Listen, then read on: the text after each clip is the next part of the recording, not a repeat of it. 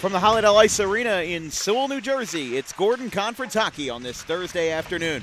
We bring you coverage between the Seton Hall Prep Pirates and the Gloucester Catholic Rams to close out our 7th of 10 games here in Gloucester County. I'm Dan Wilkins. I am joined by our good friend Vincent Foch for the second time this week. Vince, this is a team in Seton Hall Prep that has had an interesting road. They're 5-6, but they've beaten some of the best. They've beaten Bergen Catholic twice. They've beaten Gloucester Catholic once already, and this is already going to be a nice matchup between two Gordon National teams that are both trying to ride a hot hand. Gloucester Catholic, they've won their last two, and now Seton Hall Prep trying to bury them for the second time this year. Absolutely, and like you said, second time this year. They already had a win over them, 8-2 earlier on in the season. This could be a possible rematch. A little bit of a little interesting nugget is something that happened last time that Seton Hall had back-to-back victories. They beat Bergen Catholic, and then they went on to beat Gloucester Catholic. Well, they beat Bergen Catholic again the previous game. They have a chance to do that again to be the second time this year where they would have actually won back-to-back games. So we'll see exactly what happened. But, of course, last game, what happened? A specific player for Seton Hall stuck out in a big-time way, and this is specifically Dylan Messler. 3 goals all in the same period, one of them being a power play goal. So definitely a team not to mess around with at all, especially being that Gloucester Catholic has not beaten them since 2022. This is going to be one heck of a matchup. I know Gloucester Catholic is going to want to erase that 100%, and they're going to want to say, let's not get a sweep by this team. Let's get them at least 1-1. Make it 1-1 on the year. Get them on your home rink. But, yeah, you're right. I mean, they haven't beaten the Pirates since the Matty Gaudreau years in 2022. And Seton Hall Prep, again, they're doing pretty good this year. This is a Gordon National Division that's led by Pope John and Bergen Catholic. Yeah. Seton Hall Prep is sliding in very nicely in third place right now with St. Peter's and Gloucester Catholic kind of fighting to get out of the bottom. You know, they're not fighting for a race to the bottom. They're fighting to get out of the bottom. And Seton Hall Prep, you mentioned Dylan Messler, the hat trick versus BC yesterday. He leads Seton Hall Prep in scoring with 8 goals. But Gloucester Catholic, they brought some new gentlemen on the ice on Monday versus Princeton High School, and they won that game 7-2. It was the first time that they scored 7+ in a game since February of 2022.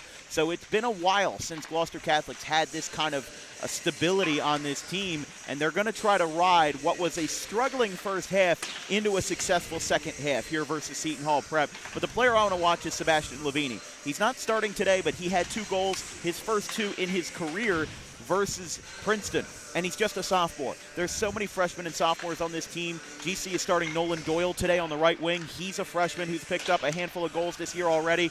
And while neither of these teams have lit up the box too much, Seton Hall Prep only has 33 goals on the season compared to Princeton, who had, 85 in their first 10 games of the year. 30 goals in the past 3 games. That's the difference between Gordon Conference and public school hockey. But, we talk about these two teams and what they're able to do. This should be a good game tonight. Seton Hall Prep obviously took care of GC 8-2 the last time these two faced earlier this year over in North Jersey. But now that the Pirates are coming down south, should be a good game. What should you watch for GC tonight as they look to go for 3 straight? Well, a good chance here is to continue what they did last game. They did an incredible job with their breakouts and finding guys over the middle. We saw from previous games this year them kind of just lobbing the puck up the ice and getting turnovers in the neutral zone, which unfortunately led to negative outcomes for Gloucester Catholic. Last game, they did a great job with breaking out. It led to multiple different types of goals that we saw. They also took advantage and capitalized on turnovers from the opposition. We saw 2 of their first goals. Matter of fact, the first 2 goals they had to tie the game up were because of turnovers by the opposition. This is a team that did extremely well with taking advantage of the errors by their opposing team. If they can do that once again, you got a big-time opponent right here. This is not going to be easy, and they are tougher than your previous opponent was. That I can say. But still, with your breakouts and being conservative, not always trying to go for the hero ball all the time, not always trying to find the guy on the far point, trying to do a long pass from your D-man. No, right now it's just trying to get into a groove. You want to get up on them at first, early on, and then see how the game takes you. Well, good analysis, Vince. We're going to take a quick break as we've got Gordon Conference Hockey on this Thursday afternoon between Seton Hall Prep and Gloucester Catholic here from the Holiday Ice Arena in Sewell, New Jersey. We'll be back in just a moment right after this.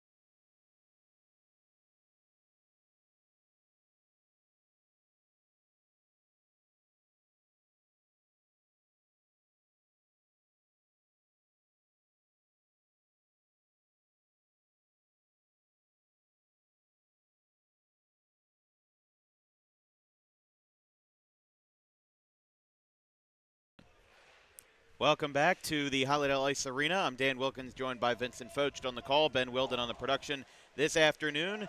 A little bit of confusion about the puck drop. Some folks said 3, others said 3:30, but the home team had the final say, and the Pirates and Rams will puck drop here just a few minutes past 3:30. As we mentioned on social media, our second broadcast was canceled for tonight, so no Brookdale at RCSJ. After tonight, our next broadcast will be between Palmyra and Delran boys basketball, 6:30 p.m. tip-off on Friday, January 16th. Not sure if we're going to get starting lineups. We did not get them last time because the game was already running behind, so I don't know if they will omit that along with the anthem today. But we do have starters for both teams. We'll introduce them when the puck drops. But Gloucester Catholic, I believe, is also celebrating their senior day. They had a photographer on the ice about when we got here, about an hour before puck drop at 2:30, introducing some. So they had a tripod on the ice, and they were taking some static shots, taking some pictures. They were taking some pictures on top of Dunlops. They were doing a little bit of everything, but we will have starting lineups introduced, so let's listen into our public address announcer on the other side of the ice.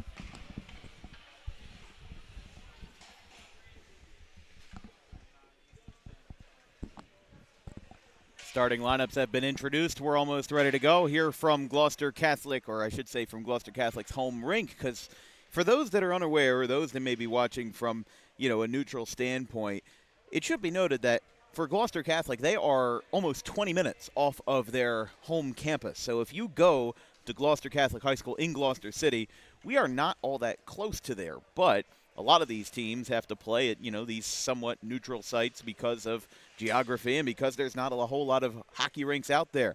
I will say I would have wanted to see GC play St. Peter's Prep on the road this year because they play at the prestigious American Dream Mall. They have that rink on the lower level, and I thought that was super neat, which is where St. Peter's plays their home games up in East Rutherford, just across the street from the home of the New York Giants and Jets.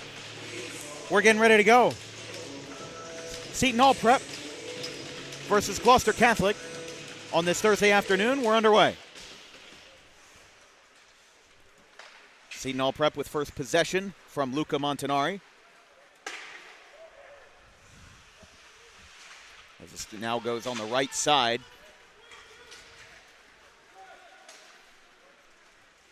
As Martone got into a little bit that time. Seton Hall Prep 5-6 on the season. As we mentioned in the open, they beat Bergen Catholic twice.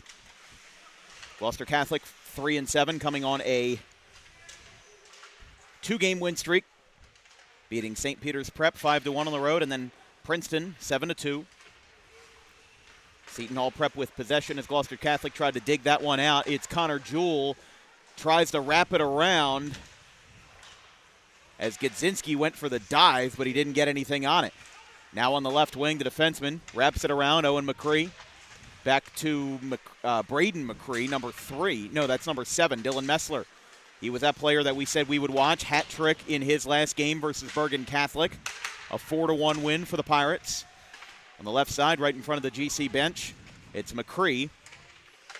Minute 15 into this one, but Seton Hall Prep heavily controlling the possession, and that's a save by Richie Geyser. Yeah, the right senior. There.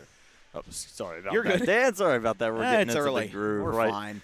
But yeah, so far so good, right, from Seton Hall, just moving it around the perimeter of the zone. Need to get a little bit more attacking in the slot. They're doing well with keeping it to the rim, but again, any coach will tell you, especially from the defensive standpoint, you can keep them out to the rim. There's not much they can do, not too much movement. And so far, Gloucester Catholic's been doing a good job with boxing out. Good face-off that time as it now goes back out towards Seton Hall. Richie Geyser with an 85.4% save completion rate. Caden Hoyler is the normal goalie for Seton Hall, but he is not in net tonight. It is Vincenzo D'Estasio, the senior, who is 13 for 21, only a 61.9% percentage, but he is, no offside there. They say it's good. Referee had a good angle on it, and it's turned over. That's debatable there as Duhan gets it out, and he'll clear it for the ice. But D'Estasio, as we mentioned, just one game played this year in replacement for Caden Hoyler. The last time he played was December the 3rd, all the way back versus Chaminade of New York. So interesting to see what Coach Monteverdi for Seton Hall is doing here, but maybe versus GC. I don't know if they're taking them lightly or if he's maybe hurt. I'm not sure. But what we do know is that it is not the normal starter, sophomore Caden Hoyler, in net for Seton Hall. Moving the puck out along the side is Braden McCree. And now trying to bring this one up is Brendan Duhan, the sophomore. As we mentioned, plenty of underclassmen on this Gloucester Catholic roster. Shoots it from about 40% of the way out, and Geyser gets the glove save, and a little shove from behind from Duhan there as Braden McCree came in hot on the possession. Yeah, Seton Hall currently at this time just doing a great job with, speaking of possession, keeping the possession, not really giving Gloucester Catholic any opportunities. And every time Gloucester Catholic really gets a hold of the puck, the pressure is so hard that they just have to get rid of it. Oh, look out. That was close, and Geyser picks up another save coming directly out of the face-off. As we mentioned, our next broadcast will be Palmyra at Delran boys basketball, a really strong BCSL boys basketball matchup on Friday, 6:30 p.m. tip-off, and then Shalleck at Haddon Township, Group 1 boys basketball on Saturday morning at 10 a.m. Our good friend Colin Morris will be on the call for that one. Tipped off of the foot of Ben Winston as that pass went awry. Didn't really have the angle that he wanted it to. Martone now guarding. Back in front of the two benches, in front of the penalty box. He gets a big check, and Duhan comes in to clear it. Ronald Ziegler got lit up that time, and now Ziegler loses his helmet, and they have to stop the play for the safety purpose of getting Ziegler his helmet back. So kind of a double whammy for number 25, Ron Ziegler. Got checked quite hard by, I think that was Duhan that hit him, and then he lost his helmet on the next possession. And again, it's kind of like a Jason Witten moment where they have to stop the play for the safety of the players, and now we'll have a neutral face-off. Not a neutral face-off, but in the offside circle, as now a nice carry there by John Ronzullo. He speared that immediately out of the face-off circle, had some great recognition as it now goes back to 97. The freshman, Michael Regan, gets turned over. Seton Hall Prep had the first man on side. Back to Jaworski. Shot from in front of the blue line by Montanori is no good. And now goes back behind Geyser in net for the defenseman, Nick Colazzi. Deflects off the foot of Owen McCree. Gloucester Catholic just basically trying to fish it out. They're not really trying to have any smooth possessions. They don't really care about the possession being smooth. They just want to kind of chop the puck out at any chance. As now Kaladze flips this one off the glass, gets past Montanari, and here comes Doyle, but it gets turned over to Owen McCree. Goes back to Montanari. Back at center ice, Gloucester Catholic gets it. And it's back to Andrew Godzinski, the senior. And we'll have icing on the other end of the ice, 11:06 in the first period. So seeing right here, I mean, again, talking about Seton Hall with their ability on defense, they're not really giving Gloucester Catholic any type of seam passes. They're just not there. The slots are not there, and the chances are not there. And you can see exactly why Gloucester Catholic at this point in time not really getting a good concept breakout together. It's kind of just fling it out and hope for the best. Trying to wrestle that puck away is Nicholas Wierzbowski. And some nice moves here from GC to try to get this one advanced up the ice. Christian Gomez wraps this one around. Defended by Jack Aker. On the near boards. Tries to roll that one out again for DeStasio. Got sent down, no penalty.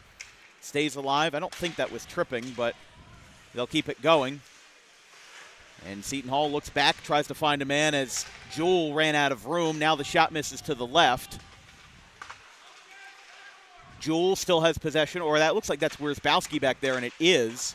Now back behind the net again. Wierzbowski trying to get it with a quick tip from Tolkaz, and GC comes up with it. Great defensive stand there to keep that one out, not only of the net, but out of Richie Geiser's hand. And now with this one going back behind DeStasio, we'll have a shift change.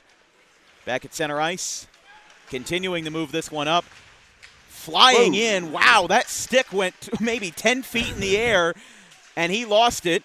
Carter McLaughlin lost it. He's able to recover it, and the play is still alive as now Doyle takes his time behind the net. He's got Martone open. Instead, almost a turnover there as it's back to Niederman. That one is turned over at center ice. Martone couldn't get there, and now it's onside. Here's a race for McCree. Gets a check. Another stick gets loose. It's McCree who lost his stick, and it's still back behind the net. So Seton Hall, for the second time in as many minutes, had a man without a stick, but they were able to recover it quite quickly. A good tip and a turnover. This one gets sent to the left wing. Back to Godzinski. Ryan Tolkaz was in on that. So 2 Tolkazes and 2 McCrees on this team. For Seton Hall Prep, 5-6 in the 2025-26 campaign. 4-1 in the Gordon National Division. They started off 0-2 versus Holy Ghost Prep of Pennsylvania and the Chaminade School of New York before riffing off 2 straight wins over Bergen Catholic 4-1 and Gloucester Catholic 8-2. Deflects off of Geiser's pads. It's close. It comes out, and now it's Niederman with it. That one gets past everybody, and because St. Peter's Prep couldn't save it, they're actually going to keep this one alive. No icing. I think that one got tipped right around center ice. It's now Regan chasing, and a whistle for, I believe, GC offside, if I'm correct. It looks like that's what it may be. Yeah, it is. So what we've seen again, I mean, this is, from what I'm saying from Gloucester Catholic, there's a lot of unnecessary risks that just shouldn't be taken, a lot of cutting up in front of your own goaltender, giving, again, Seton Hall many chances that they just shouldn't have, and Gloucester Catholic, again, defensively need to crack down on those. We'll see how they break out here. Well, in that 8-2 loss they suffered on December the 15th, as now Geiser tried to glove save it. It ricochets out, and it stays alive for Owen McCree. This one goes back off the boards. Geiser tips it. They keep it alive for Kaladze. But in that game, Seton Hall outscored the Rams 3-1 in the first period. Geiser waits for it, and he gets the glove save. Little scoop and stopper there.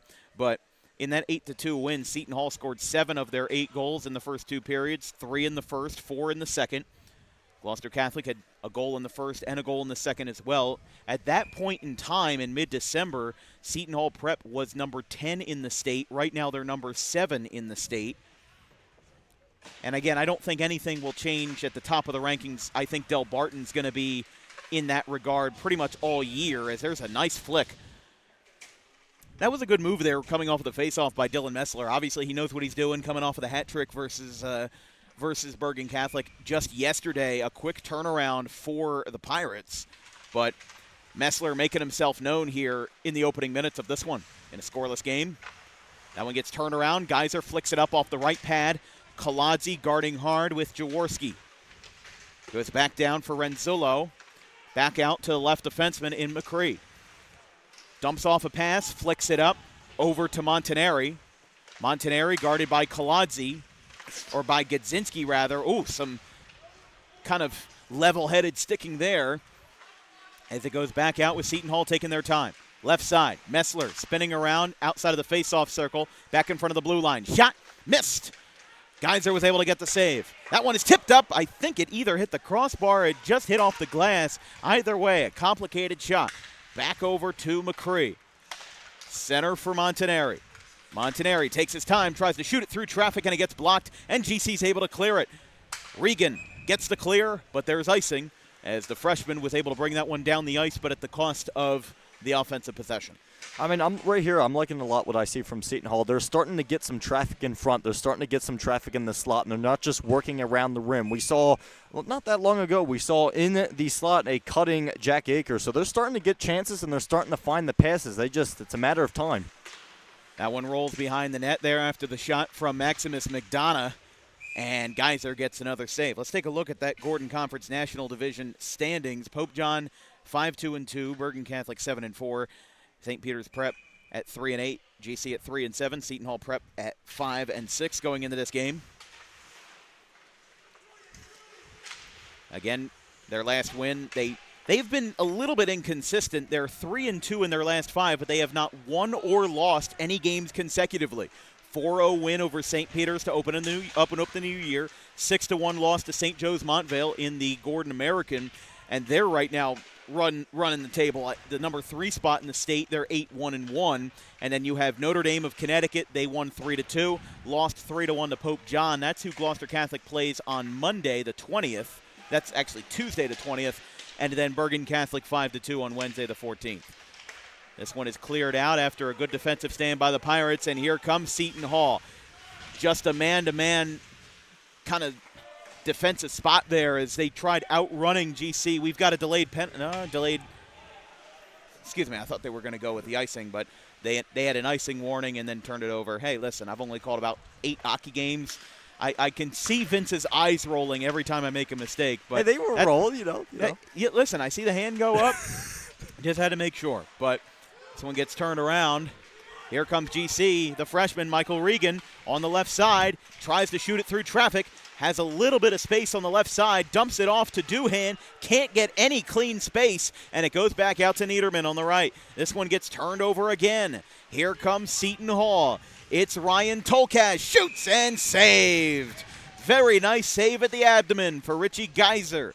And he'll pick up yet another one here in a defensive-heavy first period so far. Looked like that was a little bit of a flub right there by Chad Niederman right along the right wing. But, hey, I tell you what, Seton Hall, they're taking advantage of everything. Gloucester Catholic looked like they had a chance there, but, again, the defense was strong. Those seams have not been available. So there's a great shot. Another one. Yeah. Seton Hall has done an amazing job at clearing out of the face-off circle. They found a way to get the shot off quickly. It's kind of like in basketball when you get an inbound pass and you shoot a 3 right away. Seton Hall's done a lot of that, except in the hockey term. And that's exactly how they're succeeding right now. They're continuing to press the offensive zone. They're continuing to find ways to create possessions and create opportunities. And they're right now kind of playing a little bit of bully ball with Richie Geyser. As Alana Bellin, the freshman, she's on her first shift of the day as that one gets whiffed past Ryan Timo. Back to the right side, back behind the blue line, and they'll have to clear now. They're going to try to wrap around the boards here. It's picked up by another freshman in Nolan Doyle. We mentioned Gloucester Catholic has 7 freshmen and sophomores combined on their varsity roster, although there is only a varsity team. There is no JV here for the Rams. I would imagine probably some Gordon Conference schools have a JV team, but the Rams have not been that lucky yet. I don't know if they ever had one during the Matty Gaudreau years or even before that, but again, JV athletics are always so hard to find any information on because they are not varsity. Here comes a turnover. Tries to get a shot. That one was a mistake on both ends as GC turned the puck over, and now another chance. Oh, he got sent down. They do not call a trip there, but now Messler in a bit of rough shape. No icing. It goes back out to McLaughlin. And Vince, I'll tell you what we saw there is there's a wipeout by McLaughlin and a stick lost by the Rams. Just a very sloppy possession. But what I saw in that possession, GC turned it over, and then they just tried running way too quick there, trying to get the goal for Jaworski. And now it's saved by Richie Geyser. 3:35 left in the first period. Yeah, it just seems like Gloucester Catholic, like I was stating before, seems to be a tad bit of a step behind. And I got to give it, again, I mean, when you look at Seton Hall, they've been winning probably around 80% of the draws in the face-off dot or in the face-off circle so far this afternoon. That's been a big case on why they've been getting so much offensive pressure. You could say that was a draw right there. Yeah, you could say that was probably pretty even, and it's a goal. Wow. How about that? It's a little tip-in for Seton Hall. And it gives the Pirates a 1-0 lead as they pick up a very odd goal on a handful of tips. It comes from number 2, Ben Winston, and the Pirates take a 1-0 lead. 3:28 left in the first period.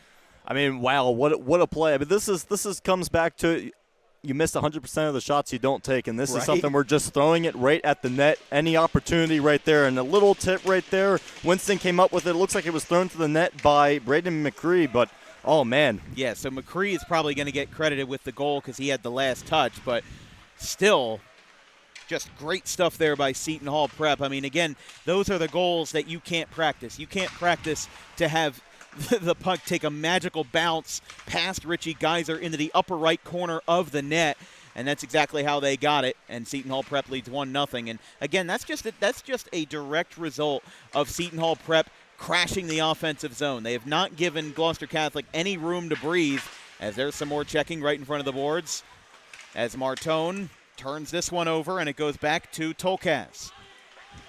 If that goal counts, you said it was for number 3, Braden McCree.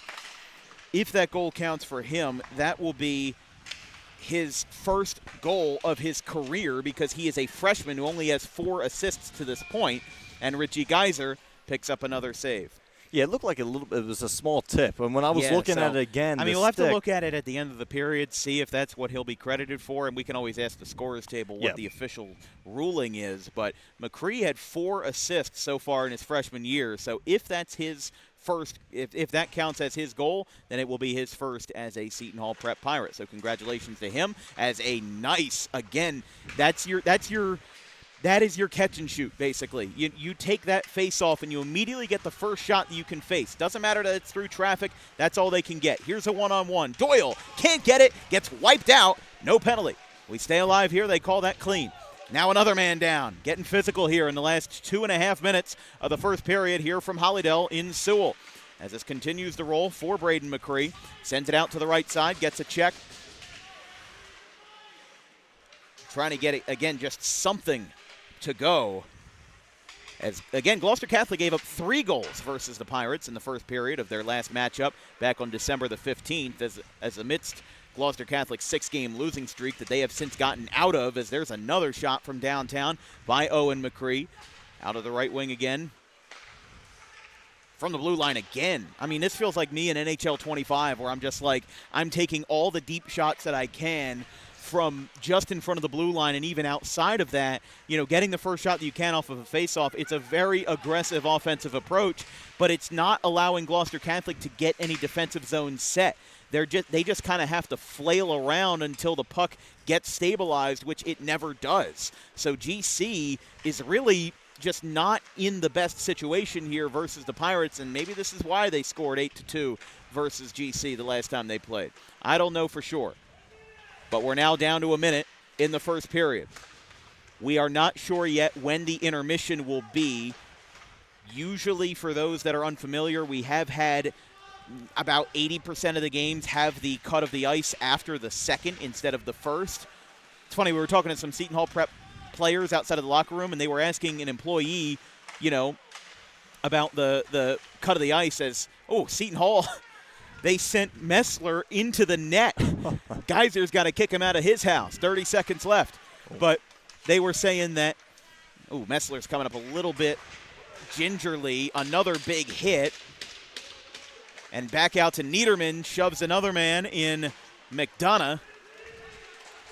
We'll have 15 seconds left. It's Elliott Kim Slides over to the right, slaps it, saved by Geyser. It comes out.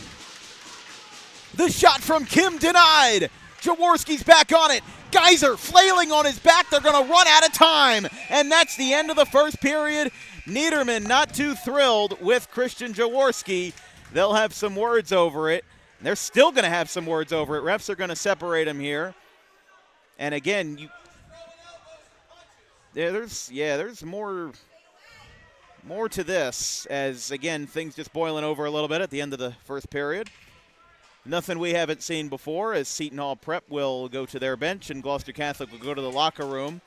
A very interesting first period, but Gloucester Catholic, being a little bit more familiar with the Rams, they held their own better than they did the first time they played the Pirates. We'll be right back. They're going to put 5 minutes up on the board, so this will not be an ice-cut intermission. We'll be back in 5, 1-0, Seton Hall Prep over Gloucester Catholic.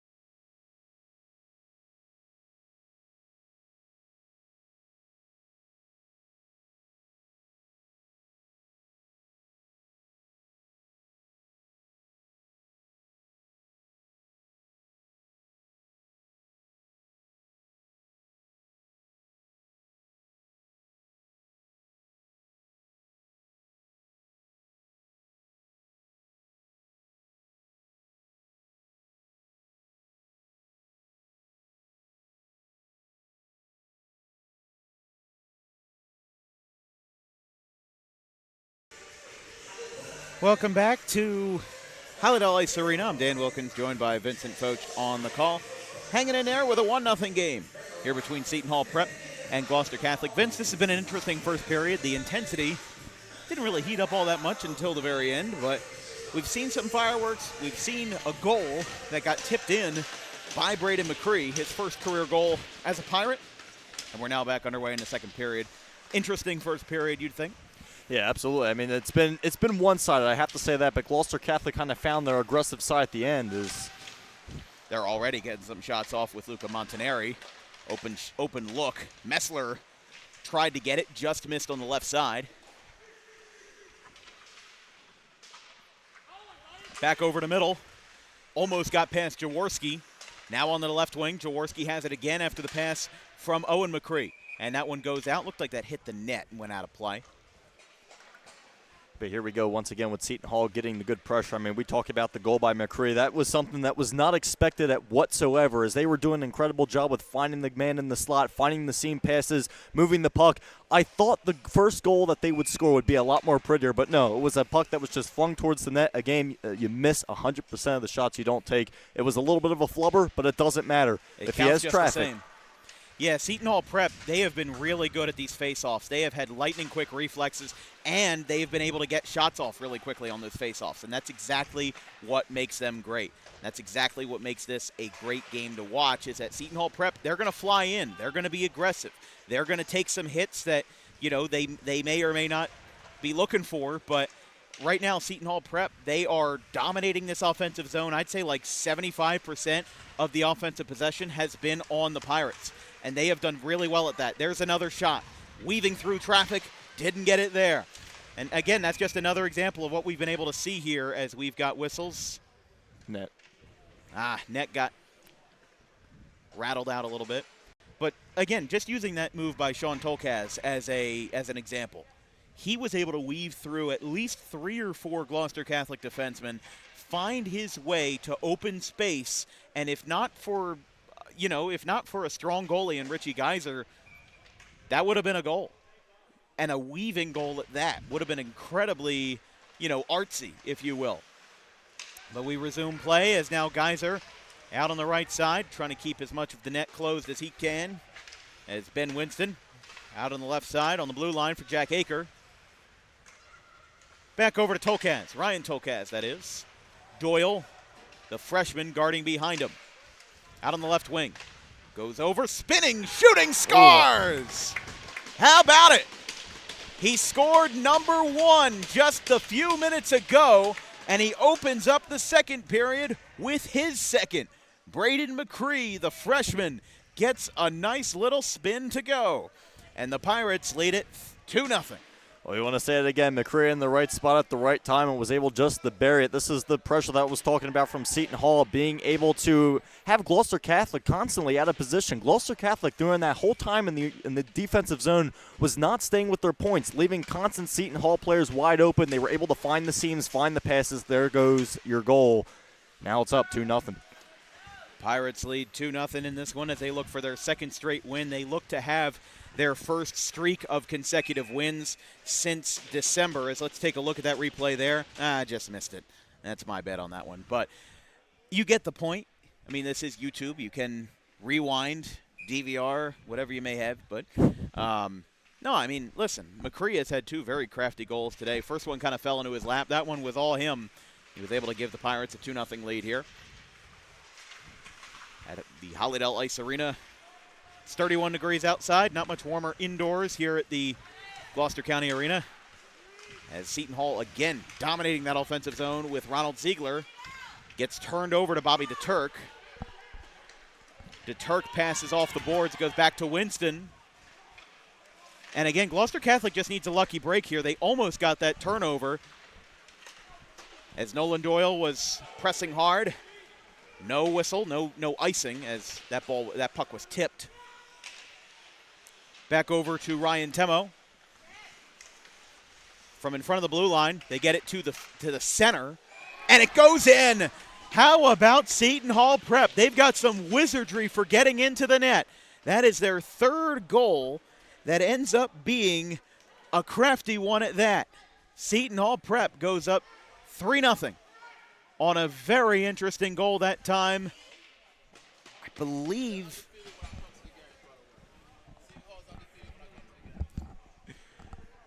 3-0 Pirates as they get another one to fall. And this goes back to what I was saying at the very beginning. Is you look at this as only a matter of time, and right there again with the traffic. Geyser, we know how good of a goaltender he is. He's going to save it every single time if it's a clear sight opportunity right there. Seton Hall clogging up the slot, not giving him any sight, and just a great overall pressure that we've seen offensively. Why they have the 3-0 lead. They're starting to break this wide open. Yeah, they are definitely starting to give Gloucester Catholic a tough hand to deal with, as now another possession, another shot. They've already had 2 goals in 2 minutes here in this second period. The first by McCree and the second by Ronald Ziegler. And we'll have icing here. Let's take a look at this replay.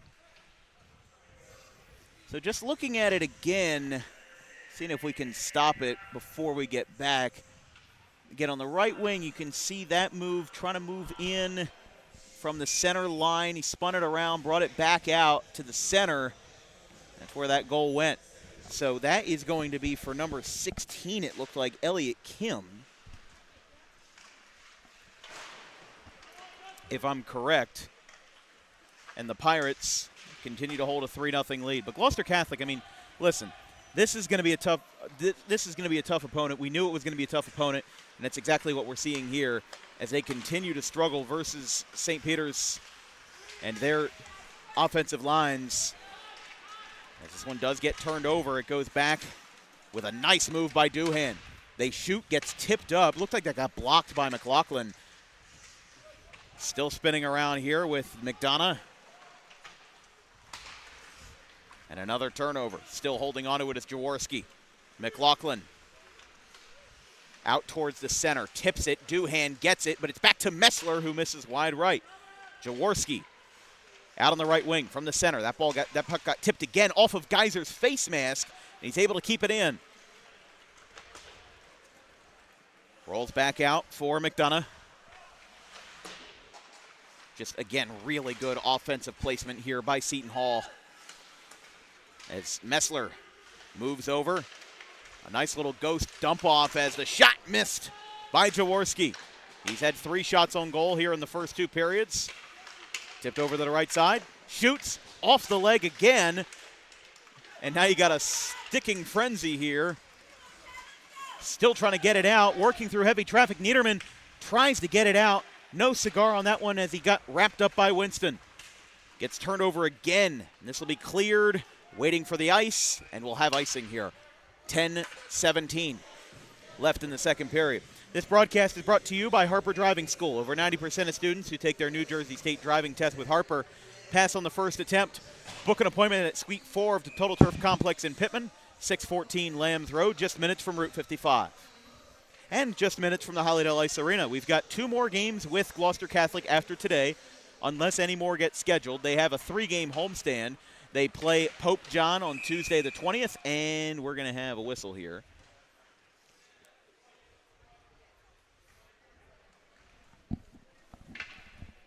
Yeah, I think I'm trying to see if it was a legal touch or whatnot. I'm just trying to see.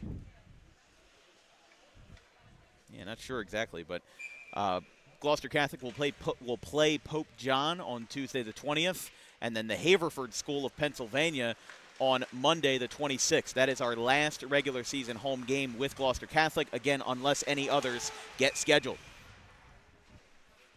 Yeah, that right there was an offside. Yeah, and again, you know, Alana Bellin, she's done really well this season. Just a freshman mistake. It's going to happen. And we'll have a shift change here prior to the puck drop. 10:03 left in the second period. But a 3-0 lead for St. Peter's Prep. Seton Hall Prep. JC has already played St. Peter's twice, and they've beaten them twice. That's the one team in the Gordon Conference that they have been able to consistently beat time and time again. Over with the Marauders. As this one goes back over to center ice. Gudzinski was able to at least make something out of it. As it goes back to Seton Hall. Bellin finishes the turnover, but how much longer can she hold on to it? Bellin with the check. And it goes back over to the right side for Luca Bergio. Bergio gets it tipped out, and it goes back to GC, but not for long. Waiting for the ice, and it'll be icing. 9:27 left in the second period. Yeah, so right now for Seton Hall, I mean, the opportunities are there in every single way, and they are definitely taking advantage of it. We saw the outlet passes. We've also seen the back door being open many, many different times. Gloucester Catholic leaving a lot of players from the opposition practically wide open, and we've seen that constantly. And again, with the seam passes, the outlet passes, Seton Hall's done a great job with being able to find guys available in the slot, getting shots off constantly. They need to continue getting traffic in front of Geyser, though, if they want to continue this lead. Yeah, Seton Hall Prep, as we mentioned, they have been fantastic at winning faceoffs, and they've been fantastic at getting shots off quickly after the faceoffs. Even though none of them have resulted in goals, it's been interesting to watch because Seton Hall Prep, again, is going to be one of those teams that is never going to let you rest. They're going to be one that will constantly pressure you, and they're not going to allow Gloucester Catholic to get into, a staunch position. It's always going to be moving. No offside there, or no whistles. As this is a shot from deep. Looked like no off his good. mask. Yeah, that looked like that hit off of Geyser's mask. Either that or his shoulder, not sure which, but it goes over to Doyle. It's Cole Burns, rather. Spun around again. Tries to flick it up. They wanted it. Oh, interesting there. Another wipeout. Hard to keep up, but Regan gets tipped up. Prep tries to knock it down, and there's that whistle for the offside. And again, when there's that much action happening in front of the blue line, it's almost impossible to have something go without getting close to an offside. I mean, there's not that much space to work with, and that was just another example where Seton Hall Prep got wrapped into it. But what's been interesting to me, almost halfway through the second period, no penalties in this game. It's been more or less tame between these two teams, and maybe it's because they've played each other before. Maybe it's because they understand, and they don't have any ill will or anything like that. It's just, it's hockey. That's how it is. This one's a nice shot over to the right side. Just couldn't find anybody to receive it. Taken by Jaworski. Back to Messler. Martone was able to get it out. Niederman couldn't get there. Niederman almost made a grave mistake, but he's able to get it as Geyser gets the save. Very close call there. Yeah, right there by Niederman. A little bit of a dangerous toe drag to do in front of your own net, especially last man back at the only line of defense between you and your goaltender. Not the greatest thing, not exactly what I would have done, but hey, right now, with the amount of pressure that we were talking about and that is being put on Gloucester Catholic at this point in time, it is not a surprise whatsoever. We'll see right now if they continue to win draws. They've been winning 85% of the draws today. We'll see if they continue so here. Well, that's one of the first that GC has won. As I say, and that was versus Dylan Messler, too. That's a really nice face-off matchup as Doyle gets it to Martone, but it gets turned over to Aker. Out to Messler on the left side. He scored a hat trick just 24 hours ago versus Bergen Catholic. It goes coast to coast. Missed that time. And goes back to Messler in a bit of a trap with Doyle. Doyle gets it out. It's now Niederman. Niederman wide open, trying to get the backup goalkeeper. And lying on his stomach, he gets it out. Saved by Vincenzo D'Estasio in just his second game of the year. And a less than stellar on paper, 62% save rate. As that one goes out, again, as we mentioned, D'Estasio making his first shot, making his first start in goal since versus Chaminade on December the 3rd. So a full month and some change ago since D'Estasio has been the starter for Seton Hall Prep. That one goes no good there. Geyser still rolling over, and the possession is still alive. Open look for Seton Hall. Out on the right side. They do like to take deep shots, and saved by Geyser. As, again, another handful of shots there from the back defenseman. I mean, you saw some great stuff there by Luca Montanari and by Owen McCree. McCree was really able to drive that puck in, and, again, not really all that close. they like to crash the net, but where those shots are being taken, look at where those first 2 goals were. They were not close at all to Richie Geyser, and they found a way into the net anyway. That one gets lost as Bellin turns it over, but picking it right back up is Burns. Back over to the defense. Gadzinski, the starting defenseman who spent a lot of time on the ice in the first 2 periods, he has it. Back over to Seton Hall. Hanging on to it, a slap shot. Kind of a backward slap shot, if you will, because he was passing it to his teammate, but a very aggressive pass that really just blends right into the motif of how Seton Hall Prep has been playing today. This one gets a little bit of a back kick there from Connor Jewell, another starter, and they're going to have to clear this one as he goes back behind the line. They've been doing that a couple times. Instead of fully waiting for Seton Hall to get behind, they're just going to shoot it from beyond the blue line. No icing. DeStasio makes a call. Goes to McLaughlin. McLaughlin shoots it deep down the ice. Look at this. It's onside. No goal. Ryan Tolkaz gets it out. That was a great move by Seton Hall, using the entire ice to their advantage there.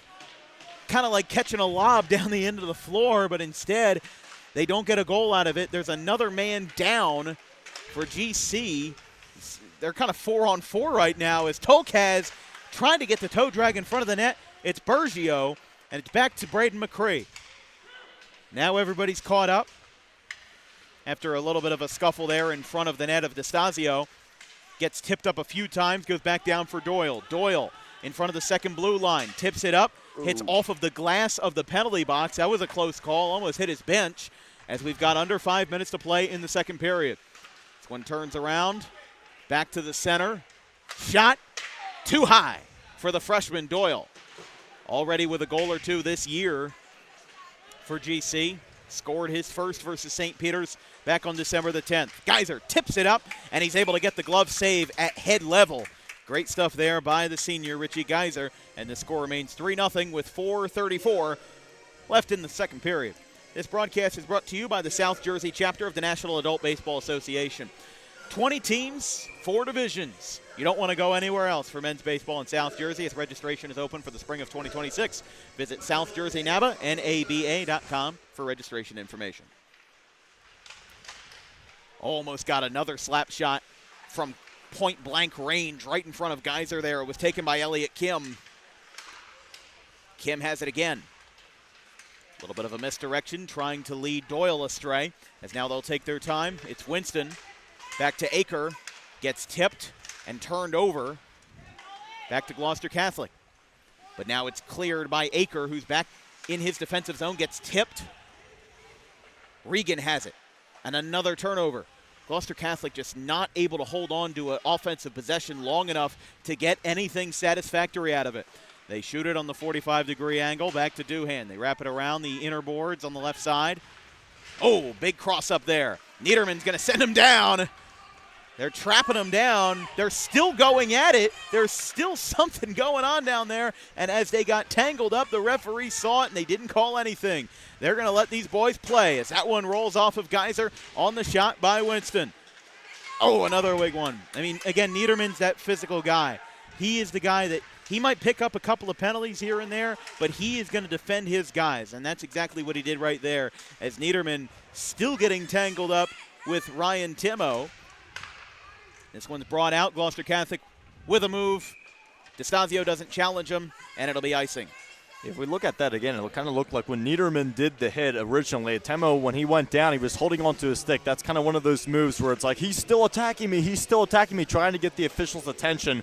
I've tried it. I've done it many times. Sometimes you get the call, sometimes you don't get the call, but that is definitely looked like what he was trying to do there. But Gloucester Catholic trying to awaken their physical side to get themselves back in the game. It's only 3-0. You still have the rest of this period with just around 3 minutes left going into the third. Oh, that's a goal! Oh, man. How about that for a 1-2 punch?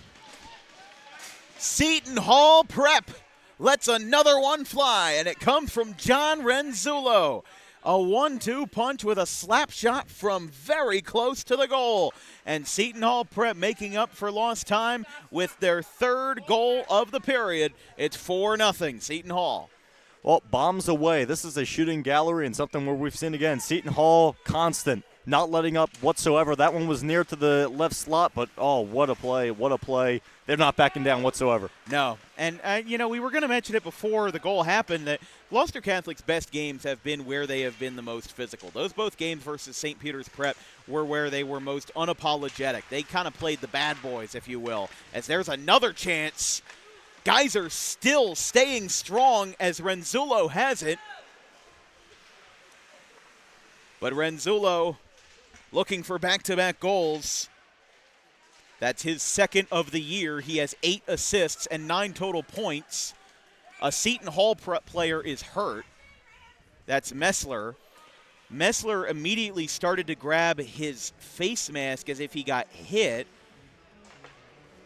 Or no, they're going to, so Messler now taking off his face mask. He's now going to the bench.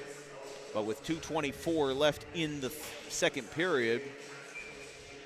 Is it just me, or is that the third time today where he has gotten up gingerly off of a play? He's been getting beat he's up. been getting beat up, and a lot of it's not even really his fault. He's been dealt a very bad hand here by Gloucester Catholic and Company as this one gets turned over. Off to Gomez. Haven't seen too much of him tonight, but we're going to see if Gloucester Catholic can salvage one here before the end of the second in a 4-0 game. Seton Hall Prep halfway to the goals that they scored back on December the 15th in an 8-2 win. Blocking the net there. Good defense going in. Can't get anything out of it. Goes back over to Jewell. And it tips off again. And now Gloucester Catholic really trying to give them the best that they can handle in terms of defense. Seton Hall Prep still has it. Owen McCree, pass to the right side. Shot, tipped up, and it hits the net out of play. It's a good thing that net was there, or else it would have hit somebody's chicken fingers up in Dunlop's. Yeah, a minute 30 left in the second period. I don't think anyone would like a puck. I mean, some people say puck looks like a hamburger, but I don't think you'd want. I've never heard anybody call a puck a hamburger. Maybe sometimes. Maybe that's you. Maybe that's a you thing. It could be when I'm hungry only. But no, overall, when you look at Gloucester Catholic's play, doing a little bit better now of clearing this slot. This is something where, again, if there is anyone from Seton Hall standing in front of Geyser, he should be getting, there should be a stick in his face. There should be something going on. He should be moved. You cannot let anyone from the opposing team be standing freely in the slot. That goes for why Seton Hall's had so much success. That back door has been wide open. Seton Hall wants to improve their record to an even 500 at 6-6, going into a crucial late season stretch as that one's going to get turned around. No goal.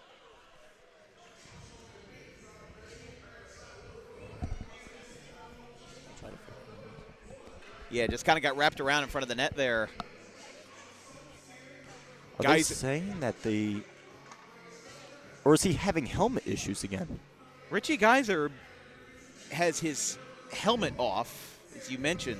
Because he didn't look like he had control of the puck and had it saved. Yeah, that's what I was confused about, but he had those issues on Monday as well. There were several times that his helmet became detached and they had to stop play. So I'm not sure if that's the same for the senior goalkeeper. We'll try this one again. 1:16 in the second. Seton Hall Prep leads 4-0. Gets turned over. Here comes Alana Bellin, the freshman. She tips it over. Over to Burns. Stops on a dime, but he gets sent to the ground hard. Regan is in there. 1 minute in the second period. Here from Hollydale Ice Arena in Sewell, New Jersey. Here comes a big breakaway. One-on-one. Can't get it to go. Christian Jaworski just missed high and tight. And now another chance as Regan gets wrapped around. Backhanded by Jaworski. 40 seconds left. Gets tipped in. Whoa, and a big check there. Doohan basically had his skate in the air that time. Back out to the right side. Tipped up. And Niederman, actually it looks like that was Regan. Oh, no, that was Niederman. Set that one up off the net because Regan and Niederman are on the ice at the same time. Here, it looks like Gloucester Catholic getting caught flat-footed a couple times. Niederman, unfortunately, right there trying to keep up with the speed of going backwards, but this is something where we've seen it all afternoon. I almost said all night, but all afternoon we've been seeing the speed absolutely coming out in a big-time way from Seton Hall. This has been something they've been outworking Gloucester Catholic like crazy, and it's been continuing as we head down to the end of the second period. And remember, with only having the 5-minute break after the first, we will have the ice cut after the second period, so we'll be back in about 20 minutes when this period's over. This is a turnover here for Doyle, the freshman. Kind of lost track of it, though. We're down to 18 seconds in the second period. Seton Hall Prep, as we mentioned, making up for lost time. They've scored 3 goals in the second period as opposed to just 1, but Gloucester Catholic still held off the board. 5 seconds, wrapping it around. They're going to run out of time, and they're going to let this one go to the end of the period. After 2 frames here in Gloucester County, Seton Hall Prep taking control of this game a lot better than they did in the first. As the number 7 team in the state of New Jersey, they lead the Gloucester Catholic Rams by a boat. Not a boatload. If it was a couple more, it would be a boatload, but they lead handily. It's Seton Hall Prep 4, Gloucester Catholic 0. We'll be back in 20 minutes.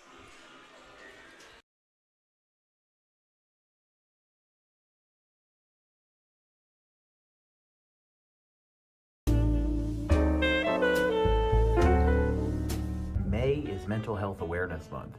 It is the responsibility of all of us to make sure that our friends, family, and anybody who we hold dear in our lives is feeling well. The problem with spotting mental health issues is that the symptoms aren't that obvious. Just because someone is okay or appears okay on the outside doesn't mean that they're okay on the inside. It's important that if they are in distress, that they call the right people and they get the help that they need. And it is very important that we treat each other with respect, regardless of who you are or where you come from. But it is just as important that we treat ourselves with respect, regardless of the situation going on in our lives. If you're in distress, you can call this number, 988, or you can visit any of these websites if you're not in distress, but would like to learn more information about mental health awareness and research.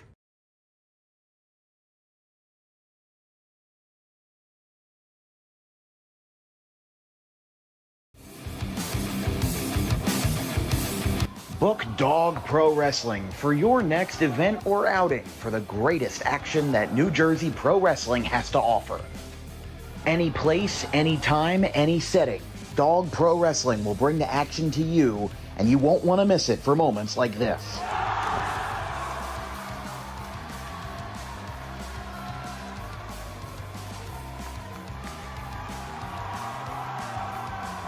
But don't just take it from me. Take it from Max Mundo, the Dog Pro Wrestling ambassador. This is Max Mundo with Dog Pro Wrestling. Are you a civic organization, sporting club looking to fundraise? Then look no further to Dog Pro Wrestling. We do grand openings, corporate events, and much more. And why not from some of the wrestling talent themselves? I'm Vinny the Fixer, and I'm the champion of Dog Professional Wrestling. If you want to book the best, come see us. We're the cream of the crop. We'll come to any fundraiser you can think of. Just name the place and we'll show up. This is the upstanding Dylan Mesh, and for the entirety of my professional wrestling career, dog wrestling has been a mainstay for where I like to wrestle. So you can believe me when I say that it is quality. And I'm upstanding. I'm the only opinion you need. Yeah! It's your boy Gabriel Hodder here with my man Matthew Oman, and if you want your events to be all fight, no flight, then book Dog Wrestling so you can witness true primal fear. Woo!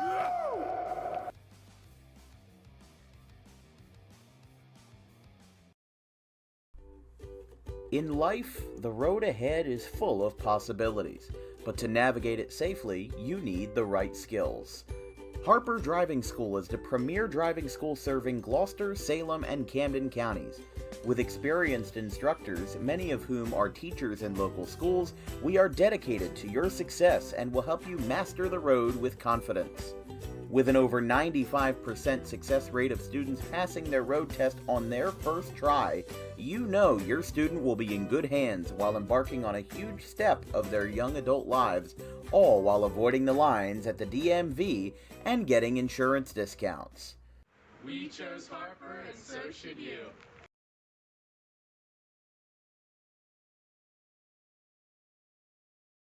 Jersey is the number 2 seed. As we said, they beat Manville 19-0 in the first round, which was even larger than Audubon's 16-0 win over Paulsboro as the 1 seed in the first round. That one's hit out towards center field, straight away. Oh, she misjudged it. Got over her head in center field. Now this one's got a chance to be 3 bases for Spire. She's flying around third. Here comes the throw to the plate. It is not in time. What a way to kick off a semifinal with an inside the park home run.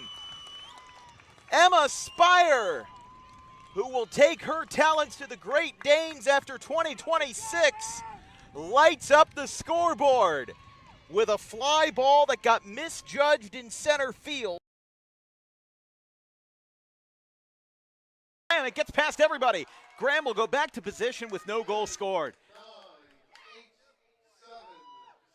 They'll count down the time out loud here.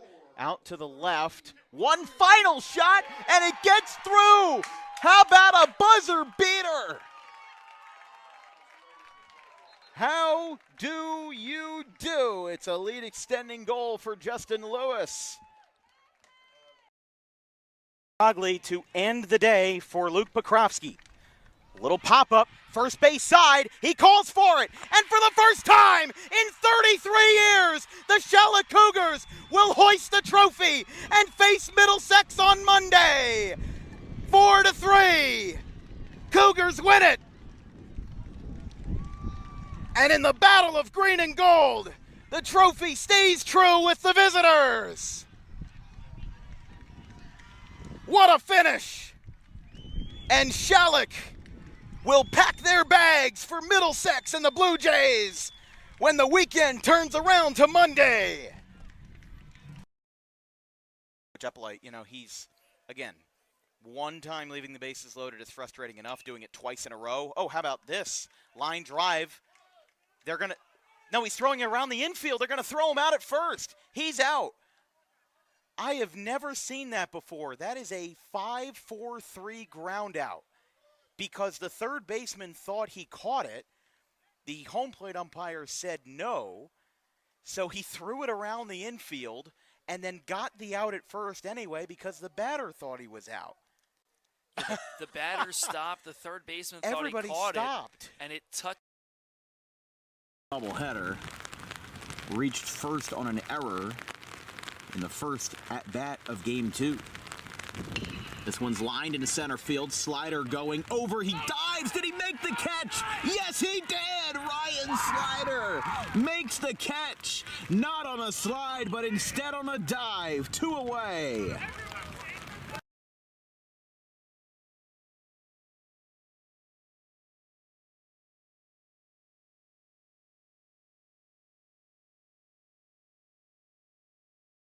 And Argabright with a full count. Outfielders in communication for the Quakers. Everyone's looking around in a tie game, bottom of the 6th. The 3-2 payoff. Ground ball. It's going to get over the head of Tolbert into left field. That's a base hit. 2-run score. Argabright delivers when asked. 5-3. Alex Argabright has given the Golden Eagles a 5-3 lead in the bottom of the 6th inning.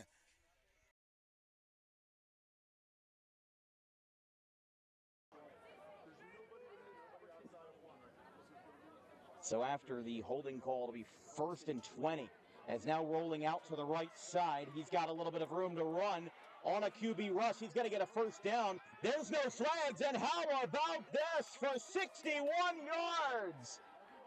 Anthony Gaetano with a QB rush that works to perfection. He hugs the sideline, and Anthony Gaetano gets the scoring started for the Redhawks at 7-6.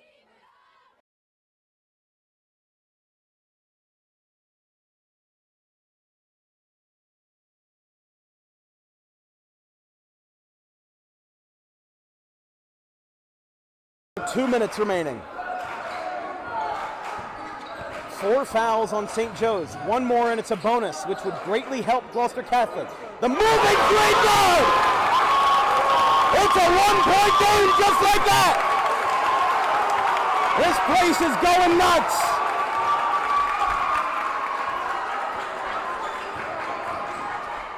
And now a drive to the basket by Spross. He lays it up and lays it in.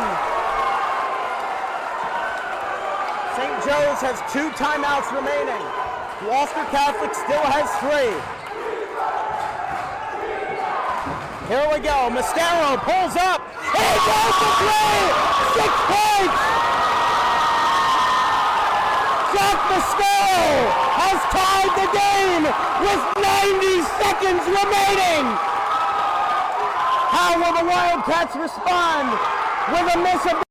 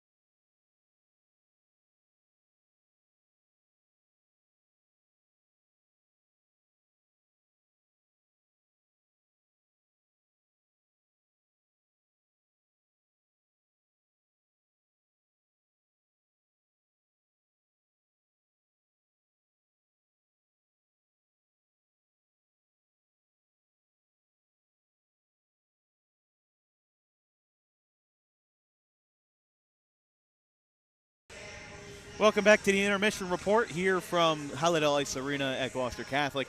The Seton Hall Prep Pirates lead GC 4-0. It's been an interesting game. Seton Hall Prep kind of got their wits about them in the second period, scored 3 goals, saw 2 in this game from Braden McCree. His first 2 as a freshman. He has found a way to get into the net twice today. It's been really interesting to watch, and Seton Hall Prep, the number 7 team in New Jersey, has put on a really, really star-studded show this afternoon. Absolutely. I mean, we mentioned that at the very beginning of the first period, it was kind of like, constant cotton, Seton Hall. I'm like, eventually something's going to break. Well, at the end, it was 1-0. At the end of that first period, second period, all of a sudden, the waterways opened up, and you saw that constant pressure. You saw the speed that Seton Hall had, and Gloucester Catholic right there just not being able to really keep up with them. And this is where you have to start playing conservatively and being in that right position, clogging up the slot, making sure they don't clog up the slot. We've seen many times Seton Hall getting that availability at the back door, leaving guys wide open right next to Geyser. Geyser's a good goaltender, but you're allowing them to get traffic in front of him. His sight lines are not exactly the greatest, and as well with their ability to win draws. They get possession so easy. We were talking about that earlier, Dan. They have won over 80% of all the draws in this game so far. That's why they've gotten the possession, why they've gotten the big-time offensive press. It's been constant. Their work along the half wall, they'll work down low. They've been finding the guys available. They've been finding the seam passes, the outlet passes, the guys in the slot. They've been getting great shots off. The final goal that we saw from Seton Hall that made it 4-0 was one of those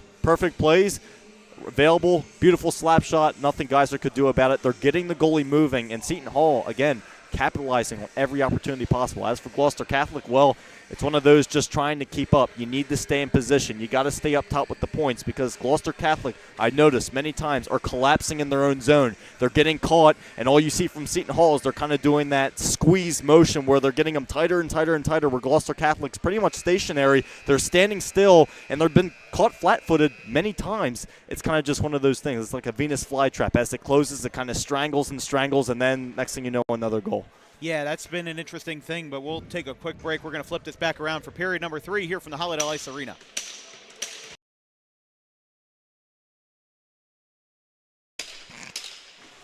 Back going here from the Holiday Ice Arena. That was the quickest of quick breaks, but Seton Hall Prep leads 4-0 over Gloucester Catholic.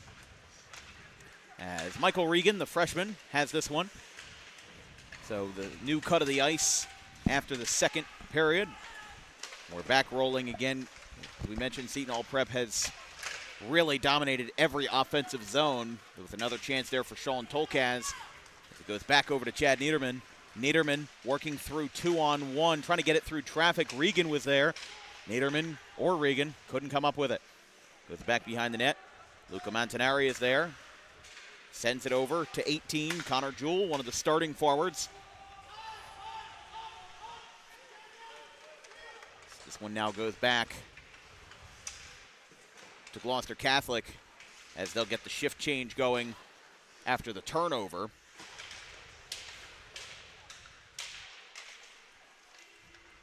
And again, it hasn't been perfect, it hasn't been pretty, but Seton Hall Prep has put on a great show here in this game with 3 goals in the second. As now coming in, full head of steam, he scores! Christian Jaworski gets the goal to fly for Seton Hall. And just a minute and a half into the third period, the Pirates extend their lead again. And this time, it comes from Jaworski, no relation to the Eagle, maybe that we know of, and it's 5-0. Jaworski, the second leading goal scorer on the Pirates. He picks up his 7th of the year. And it's now 5-0. Whoa. As they get another turnover here.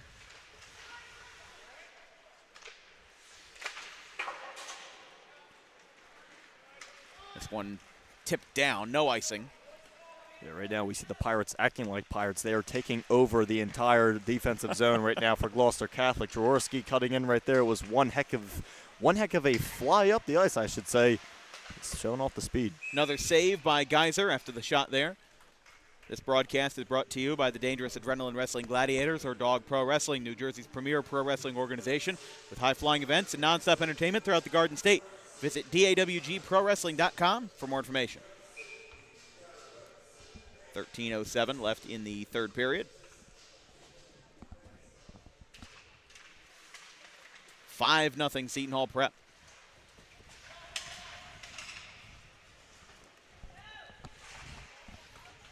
Doyle sends it over, gets turned over, shot hits the net as that got tipped up.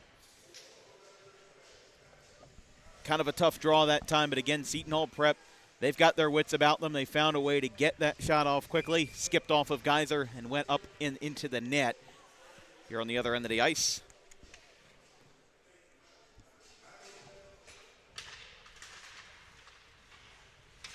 Winston on the right side. Winston had the assist on the first goal in the first period as that one comes out. Back to Regan, and it gets turned over again. Seton Hall stops on it. Goes back to Winston, back behind the blue line. Gloucester Catholic takes over, and here comes Michael Regan, the freshman. Slap shot, up and over the net. Nice save by Vincenzo DeStasio. As we mentioned, just his second game in goal for Seton Hall. His last appearance was versus Chaminade on December the 3rd, way back when. And that was a game that Seton Hall Prep lost by a score of 8-3. They lost 3-1 to Holy Ghost Prep of PA, 3-1 to open up their season, and then Chaminade 8-3. Goes back over to Winston. Winston shoots coast to coast. Good check into the boards there as this one comes out. Burns couldn't get there. The starting center for Gloucester Catholic. The offside warning gets called as they end up retrieving that one, or the icing warning rather. Again, that one just got sent hard into the outer boards. Yeah, right there, got caught behind the blue line, was offsides, trying to cherry pick, but got caught by the official. That one gets tipped, almost scored by Kim. Another close play as Kim would have had his second goal of the day. It's brought around, tries to get something there. Kim with another slap, not soft, not too hard. Ends up getting saved by Geyser, 11:33. Main thing you could say was that it was at least a shot, and this is something that Seton Hall has been doing the entire game. And if I was to predict now, obviously not recording shots with this clock that we have here at Hollydale, but it would probably be around 28 to, I would say, around 11. But again, it's not anything official. Don't think it's official. It's just my mind. This one goes out to the right side. Back over to the center.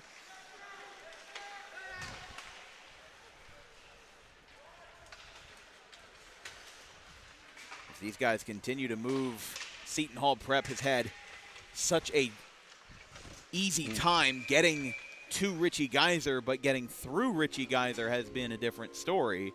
Although it is still 5-0, so how much more can we complain? 11:07 left in the third.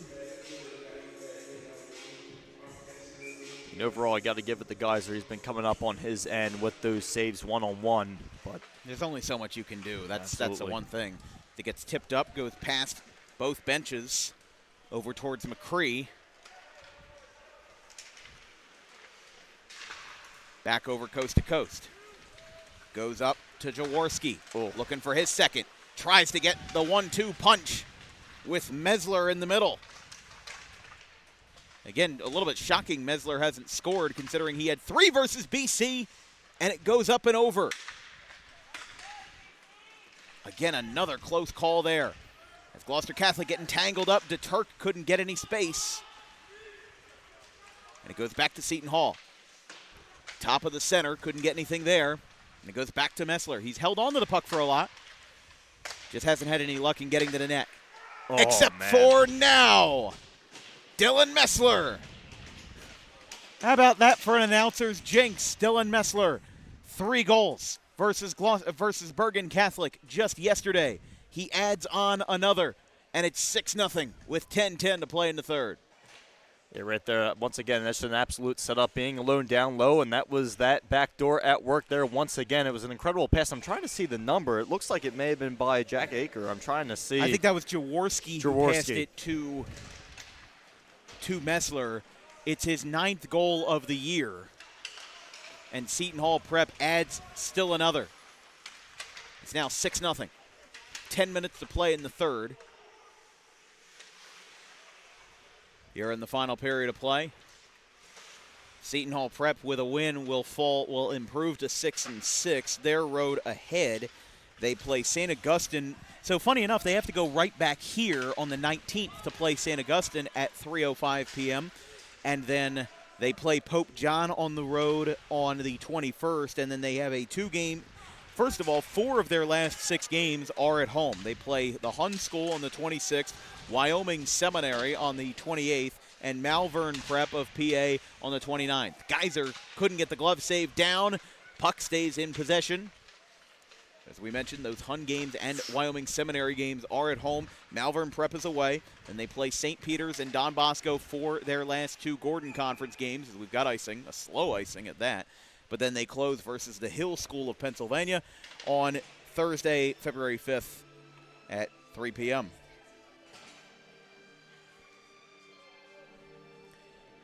And then for Gloucester Catholic, they play Pope John at home on the 20th. We'll be there for that.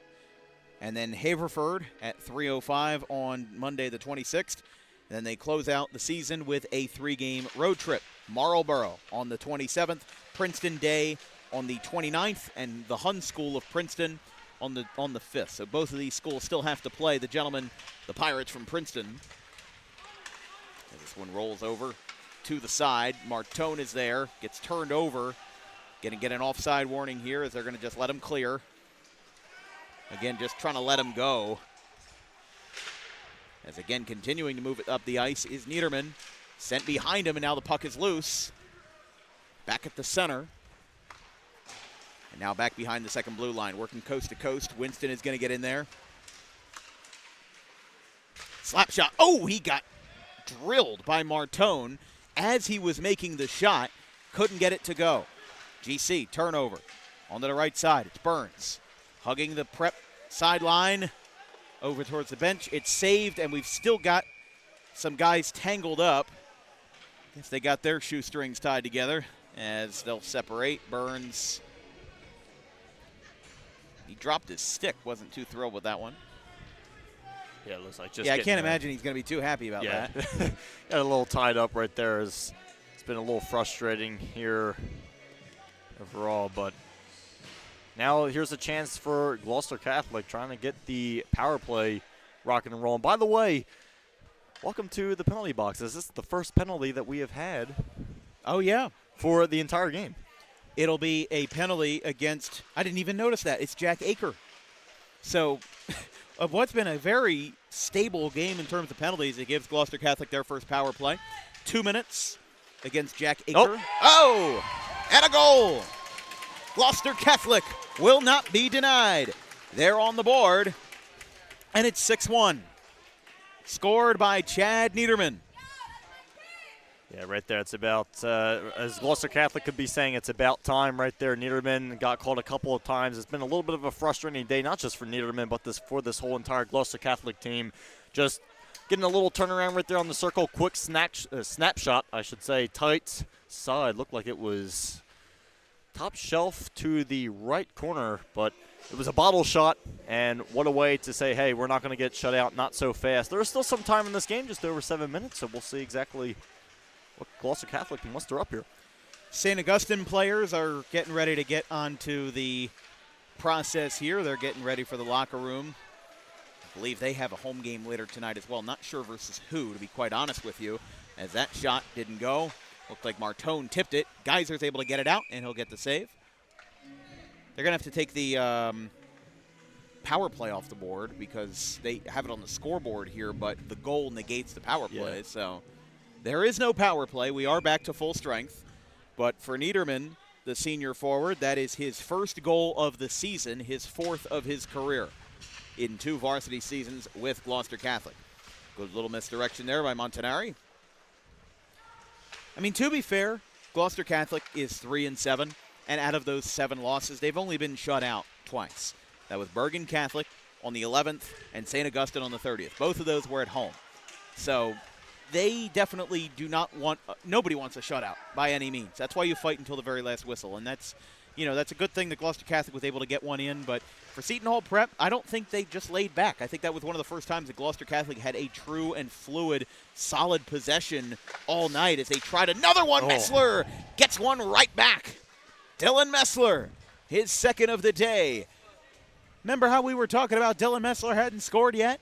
In 5 minutes, he's got 2, and the Pirates re-extend the lead to 7-1. Well, you already know Messler's saying, yes, I absolutely deserve that. He's been getting beat up a lot tonight, as we said, that he was kind of walking off gingerly around 3 times during this game, but great to see. It was an overall incredible rush right there, overall, right up the left wing, and you want to talk about crashing the net. Well, there you go. Perfect definition right there.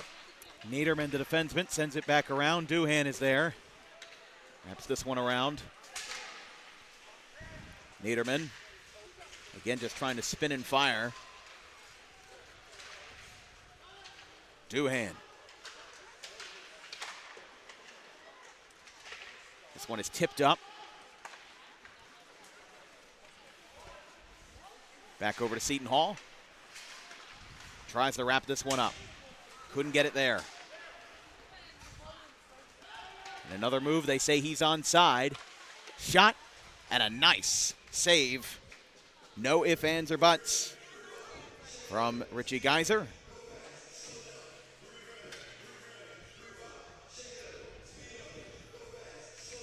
There's that goal there by Niederman, or excuse me, by Messler.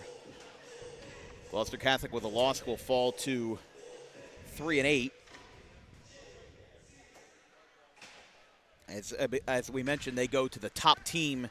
They play versus the top team in the Gordon Conference. Oh, with Pope John. There's another chance, another tangle there. They keep getting involved here with Luca Bergio. There's another shot, and Geiser saves it. 6:40 left in the third. Our next broadcast's on DWB. Tomorrow we will have some high-level BCSL basketball between Palmyra and Delran. Delran started off 7-0, but they're looking to rebound after losing 3 straight. And Palmyra, they're number 2 in South Jersey Group 1 power points with a 9-1 start. And then on Saturday, we go back to Group 1 again in non-conference play between Shalleck and Haddon Township, the number 1 team in South Jersey Group 1. So it'll be a great weekend for small schools in South Jersey as Delran, Palmyra, and Haddon Township, and along with Shalleck, will look to pick up wins. For next week on DWB, on Monday, we have Martin Luther King Day basketball between King's Christian and NJSIAA Independent and Clearview at 11:30 a.m. And then on Tuesday, it's a doubleheader. We'll be back on the ice for Pope John at Gloucester Catholic at 3:05 p.m. And then we have another South Jersey Group 1 matchup between Audubon and Haddon Township in the Colonial Conference. We're off on Wednesday, and then we're back on action on the 22nd in Woolwich Township between Timber Creek and Kingsway in Tri-County non-divisional play. We then go on the 23rd. We're off on the 23rd as well, and then we move things over to the 24th where we will have a doubleheader up in Warren Hills in Warren County.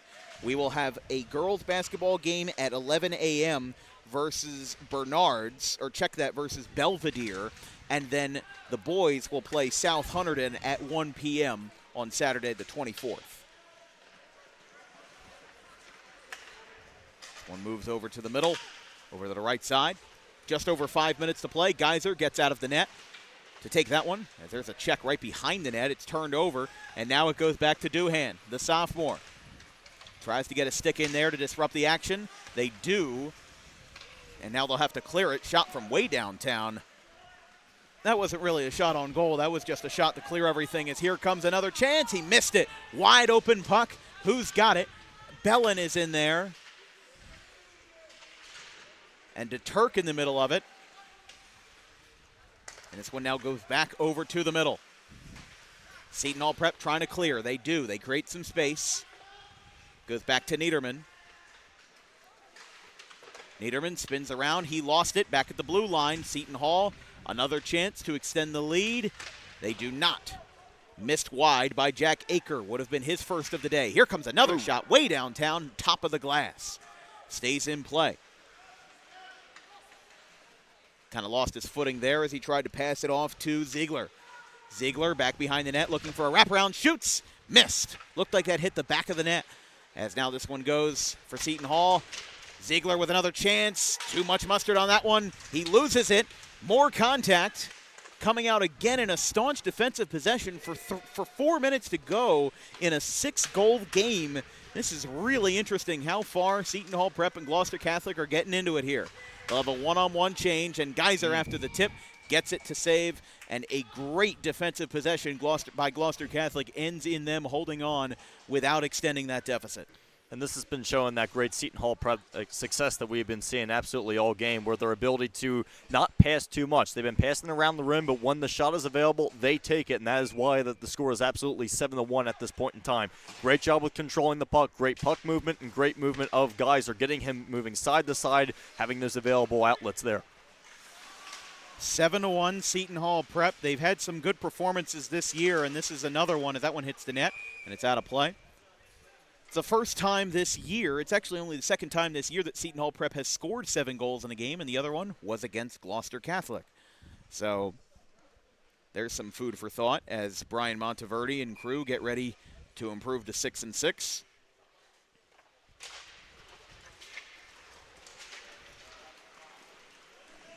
one continues to move. Remember, Seton Hall Prep this is right around expectations for them. I mean, the Gordon Conference is always going to be difficult. They, for what it's worth, they were 11-11-1 last year, right around 500, right in the middle of the pack of the Gordon Conference National, and then 12-9 2 years ago in 2023. The last time that Seton Hall Prep scored 7 or more goals on the road was versus an 0-11 Gloucester Catholic on February 7th of 2024. They won that game 7-5. They did that several times in the 2024 and 23 season, but did not reach that mark on the road last season, where they went 11-11-1. Another shot in front of the net gets blocked. Geyser looking to his left. We've got 3 minutes left in the third period here from the Hollydale Ice Arena. Reeled in by Montanari. Back over to the left side for Sean Tolkaz. Back out to the right. Owen McCree passes it in. Seton Hall Prep not really taking it all that aggressively, although even in a clock management position, they are still dominating the offensive press, not allowing Gloucester Catholic to get any breathing room as no goal. Geyser completely split. He's trying to get this one out. He does. Now it's back over to the left, but with Gloucester Catholic all over the place, they can't find a clean possession. It goes back out to Wierzbowski, and another chance. McCree in front of the blue line. Back to Wierzbowski. They've had this possession for nearly a minute and a half.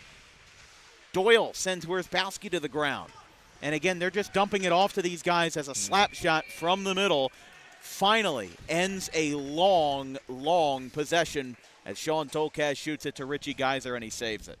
I mean, no doubt about it. You can see that Gloucester Catholic is getting tired of the guys going off the ice at this time or dragging. But this is, again, I wouldn't even say a game of keep away. This is just a game of pound, pound, pound. This is something where constant winning the draw, Gloucester Catholic collapsing around, Geyser collapsing around their goaltender. They are creating the traffic in the bad sight lines. I hate to say it, for their own goaltender.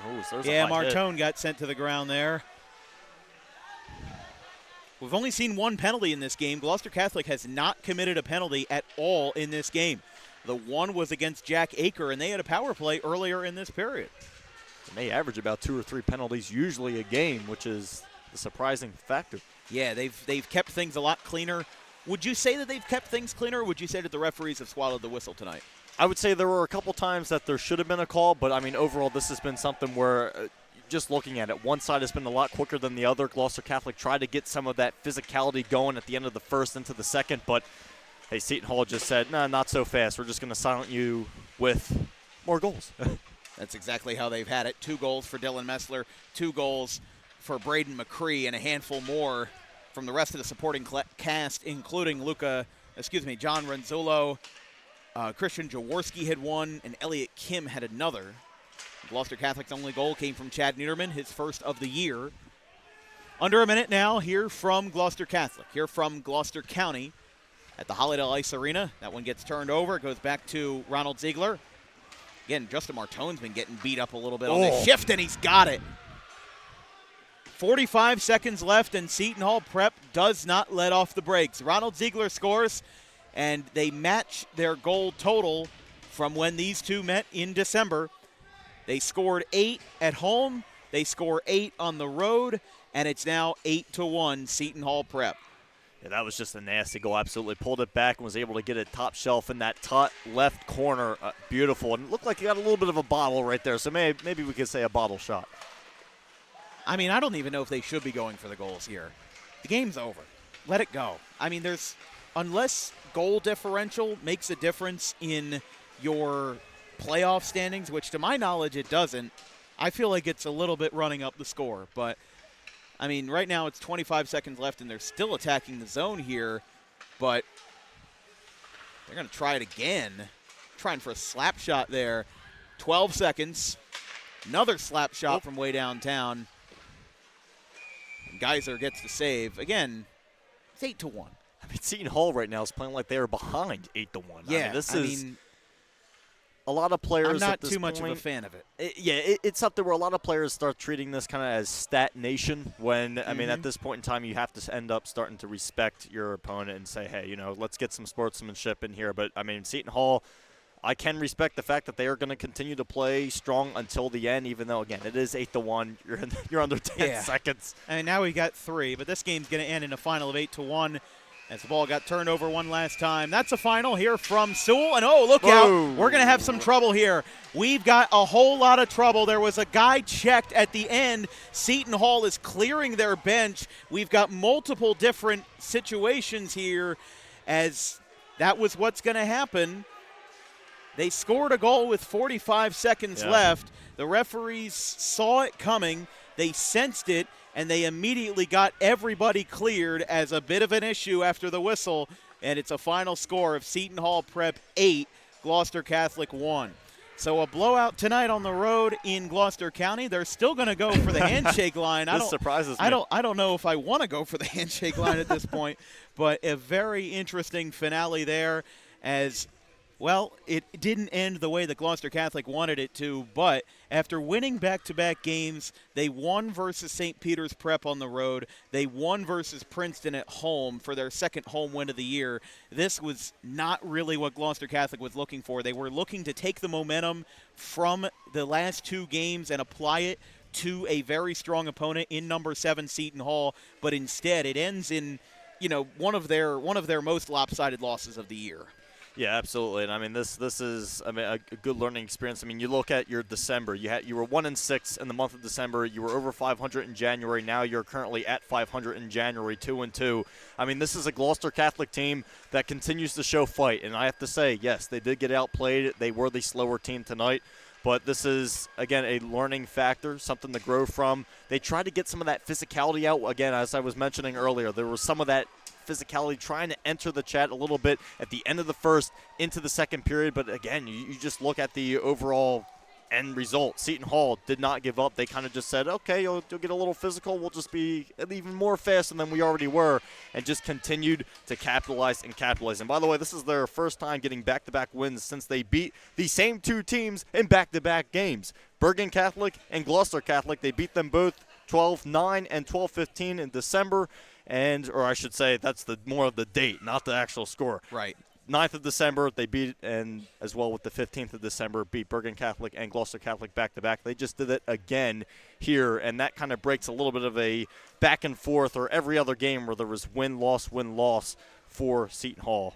Well, you can see there right at the end, these 2 Catholic schools gathering in a little prayer there. There was the 2 goalkeepers and as well Richie Geyser as well. I believe that's Andrew Godzinski in there.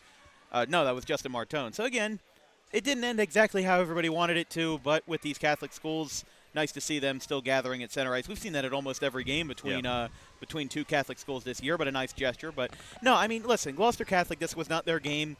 It does feel like a little bit of whiplash coming from a 5-1 win and a 7-2 win now to an 8-1 loss. It certainly doesn't sit right with me just how the game went for Seton Hall. Listen, they scored very well. They were a very good team. And for 99% of the game, they were well-disciplined. They scored when they needed to. They were crafty with it. They didn't rub it in their face. Yep. They left it to themselves. And then right at the end, that last goal, I was like, all right, I don't know if we're scoring here with 45 seconds left. That's my thing. But again, I'm not the one on the ice. I'm not the coach. I'm not the players. I don't know how I would have done it if I was out there because I'm not an ice hockey player. So, the way that I see it is that, listen, Seton Hall is a very good team. they've been around 500 for the last couple of years. They were, as we said, 12-9 Yeah. 2 years ago, 11-11-1 last year. They're now getting right back up. They were at their worst 2-4, and then they've now had a very stop-and-go January. They have one lost, and won. Now they've won back-to-back games for the first time since mid-December, and they're going to take that going back to St. Augustine. They're going to play here on Monday, the 19th. That's going to be interesting to see if they can get anything off with that. But otherwise, Seton Hall Prep, they definitely took care of Gloucester Catholic. Gloucester Catholic, they were not shut out. That's the one silver lining. Yeah. But otherwise, this is going to be a bit of a learning experience as they go to play Pope John on Tuesday the 20th. But your final thoughts on this game? Well, I mean, final thoughts overall was an aggressive play by Seton Hall, being able to find the outlet passes, their overall breakout. And I mean, we gotta go back right to the beginning. They were on Gloucester Catholic since the very, very start of this game. We mentioned it. A big reason why they were able to get this offensive mentality, this positive and incredible force of an offense, was because of their constant draw wins. They were winning around 85% of the draws that we saw, constantly being able to get it back, go D to D, getting it back to their points, setting up traffic in front of Geyser. We've mentioned it time and time again. Geyser is going to stop the shots if he doesn't have anything in front of him and if he has full sight lines. Well, Seton Hall made sure none of that was possible at the beginning. They worked a little bit around the rim, not getting too much traffic in front, but as the game went on, Seton Hall said, you know what? They had around 2 or so guys in front of Geyser. That's why the back doors were open so much. And Gloucester Catholic, in a way, being able to get them out of position. That's why the back doors were open. We saw many outlet passes being open. We saw the points being wide open because Gloucester Catholic was getting caught in that constant collapse where they were, again, starting to cause their own traffic for Geyser. There were many times Seton Hall didn't even need to be in front of Geyser because you had 2 or 3 Gloucester Catholic guys in front. So, unfortunately for Gloucester Catholic, hey, it is what it is, and this is something where it's a learning experience. It's time to rebound. You're at 500 in the month of January. You still got time to get some positive vibes back on your back. Thank you, Vince. That'll be all for us tonight on DWB as Seton Hall Prep takes care of Gloucester Catholic 8-1 from our entire crew. Our social media coordinator, Haley Mejia. Our graphics crew, Caleb Lane, Carson Rosso, and Fisher Giannotti. My producer, Ben Wilden. My color commentator, Vincent Focht out of Camden County College. I'm Dan Wilkins. We'll see you tomorrow in Delran for a matchup that will be sure to be one for the ages in the BCSL between the Palmyra Panthers and the Delran Bears. Final score, Seton Hall 8,